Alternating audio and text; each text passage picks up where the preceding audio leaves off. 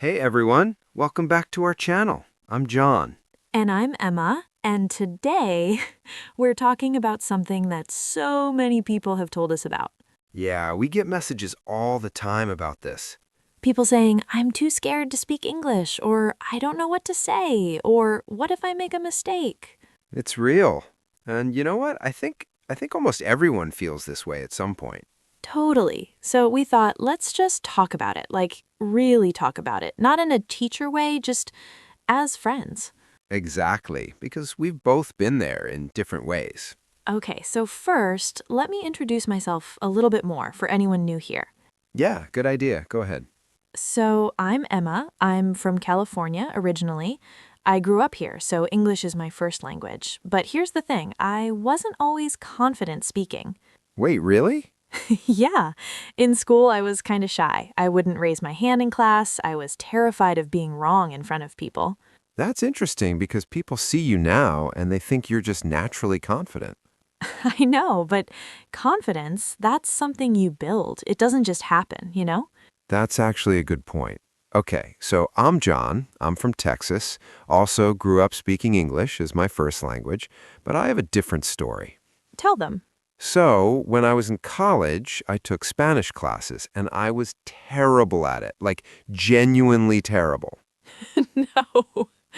Yes, I was so embarrassed. I would sit in the back of the classroom and hope the professor wouldn't call on me.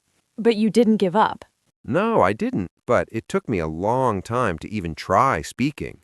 And when I did, oh man, my pronunciation was awful, my grammar was all wrong. But now? Now I can have basic conversations. Not perfect, but I can do it. And it's because I got over that fear, or I'm still getting over it, honestly. Yeah, I think that's more honest. So let's talk about this fear thing, because I think it's one of the biggest reasons people don't learn English. Not the boogest, but definitely one of them.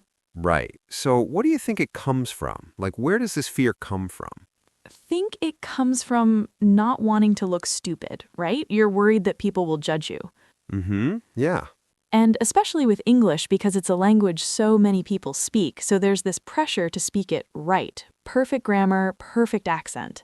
But that's the thing. Even native speakers don't speak perfect English. Exactly. I mess up all the time. Like, literally this morning, I used the wrong word and speaker 2 corrected me. Yeah, he said something backwards. And I was like, oh, right, no big deal. But if you're learning English, you might think that's the end of the world. Which it's not. It's really not. You know what I think? I think the fear gets bigger in your head than it is in real life. Say more about that. So, like, you're imagining this worst case scenario. You're thinking, I'm going to speak and everyone's going to laugh at me and I'm going to feel so embarrassed and I'll never want to speak again. Yeah, that's really true, actually. Like when I try to speak Spanish, the Spanish speakers I know, they're always encouraging. They never make fun of me. They want you to succeed. Exactly. They're rooting for you. Okay, so I want to tell a story. Is that okay? Please. So, my neighbor is learning English. Her name is Rosa, and she moved here about 2 years ago. Okay. So, when I first met her, she would not speak to me in English. She would speak in Spanish, or she wouldn't speak at all. Why? Fear. She told me later, she said, Emma, I'm so scared I say something wrong and you think I'm stupid. Oh.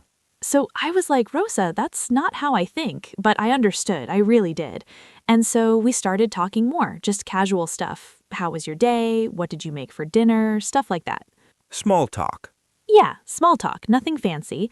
And over time, she became so confident. Now she speaks to me in English all the time. Sometimes she still mixes in Spanish, but that's okay. What changed? She realized that I wasn't judging her, and she realized that making mistakes wasn't the end of the world. She made mistakes, I understood her anyway, and we moved on. That's beautiful. It is, and now she's helping her daughter with English homework. She's more confident. It's really changed her life. Wow.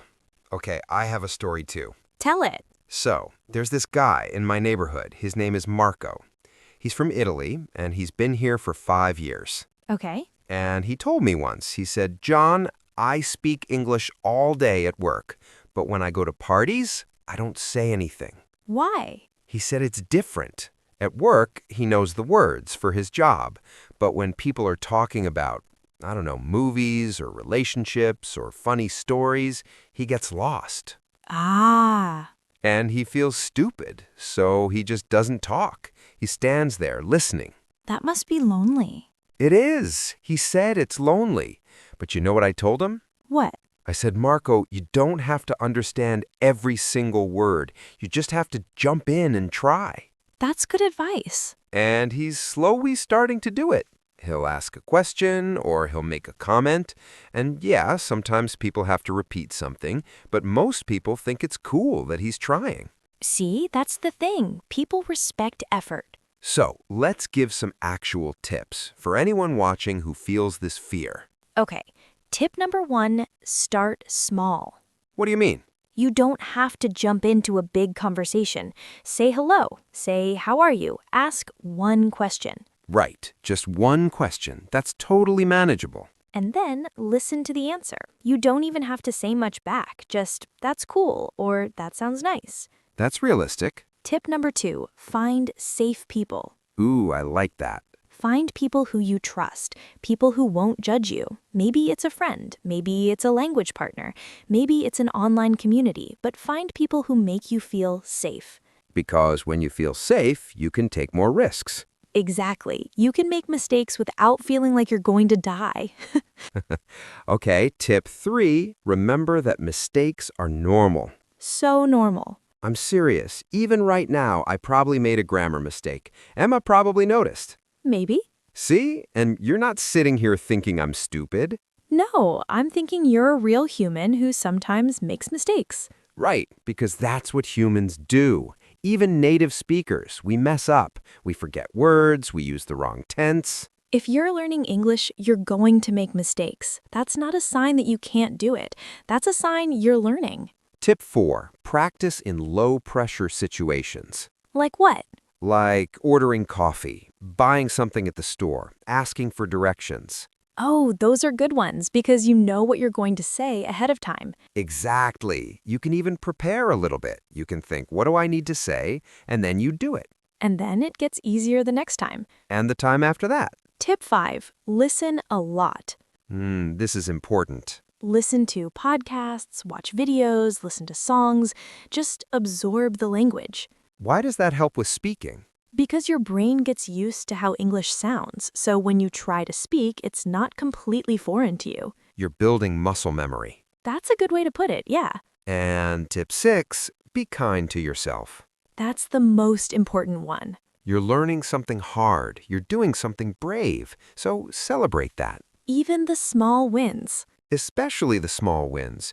You said one sentence today without freezing? That's amazing. Seriously, that's progress. So, we're coming up on the end here, but I want to say something. Go ahead. If you're watching this and you're scared to speak English, that fear is real, but it's also just a feeling, and feelings change. They really do. I was scared to speak Spanish, but I did it anyway, and now I can have conversations. Not perfect conversations, but conversations. And my neighbor Rosa was scared. Now she's confident. And Marco is still scared sometimes, but he's trying anyway. Because that's what courage is. It's not the absence of fear. Right, it's doing the thing even though you're scared. And you can do it. We believe in you. Seriously, we do. So, here's my challenge for you. In the next week, say one sentence in English to someone. Just one. To a friend, to a stranger, to yourself in the mirror. Doesn't matter, just speak. And then come back and tell us in the comments what you said. We want to hear your story.